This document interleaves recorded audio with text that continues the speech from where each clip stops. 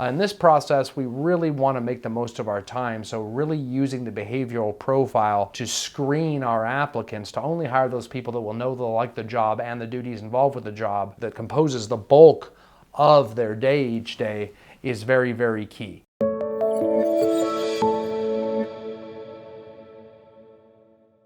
Today we're going to talk about some of the desirable profiles for the job description. So what type of behavioral profile do we want when we're hiring an administrative assistant or a salesperson for our real estate team? If we hire outside of that, if we hire someone that is not a match for the role, you're going to cause someone to operate out of their strengths all the time. And I call this holding your breath. If you're requiring a very social person that loves to talk to people and loves to talk a lot, to just input data all day long, their job is going to get miserable. They, like anyone, when they're applying for a job, they want it, so they'll say they love it. And even when they first start the job for a while, they'll like it, but over time it'll start to wear on them. This is why you see a lot of administrative staff members always want to move into sales. If that's happening, if you're always worried about hiring an administrative staff person, or you've had an administrative staff person that wants to sell, that's usually an indicator that you did not hire the right behavioral profile, because we want to find someone that likes that job. That's what they want. That's their happy place, and they don't want to leave and get into sales, right? Or vice versa. If we hire a very quiet, reserved person that does not want to put themselves out there and generate business, you're always going to be fighting an uphill battle with this sales agent that really does not want to, that is not gregarious, that does not want to put themselves out there, that does not want to make a lot of contacts and meet a lot of people and do a lot of small talk. You're going to be fighting an uphill battle. They can only hold their breath so long outside of their behavioral profile. Yes, everybody has to get outside of their behavioral profile for bits and pieces of their job. So behavior should never really be an excuse. And yes, I have seen many people actually learn over time through a lot of training how to permanently change a habit and get outside of that profile and just kind of treat it like a square peg in a circle hole and get the job done. Don't get me wrong. However, if we are going through a hiring process, do we really want to roll the dice of taking the first quarter to train and a couple, 2 or 3 months before that to find the right person, only to go with a long shot? In this process, we really want to make the most of our time, so really using the behavioral profile to screen our applicants to only hire those people that will know they'll like the job and the duties involved with the job that composes the bulk of their day each day is very, very key. So let's start talking about the specific DISC profiles.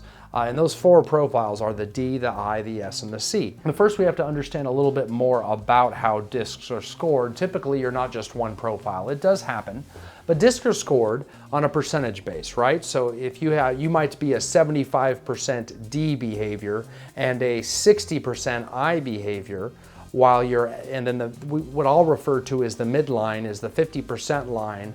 That's usually a line running across most DISC behavioral charts. And then the S and the C might be below the midline. You might see a 30% S and a 20% C behavior, which means this person is a DI behavior because that D was their highest percentage.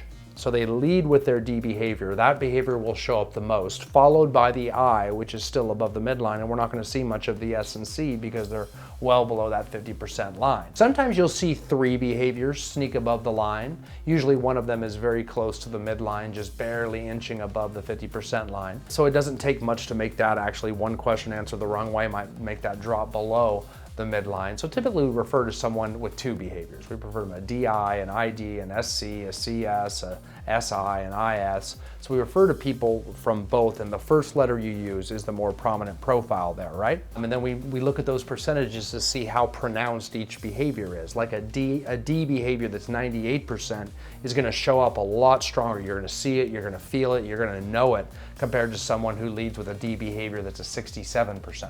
So you'll know it more, it'll show up more, it'll overshadow the other behaviors more. And then sometimes you will see just one behavior over the midline, a little bit rarer as well.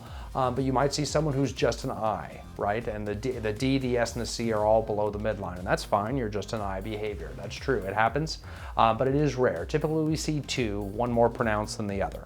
And then you're also going to see a lot of behaviors also have a set, and that's usually your natural profile.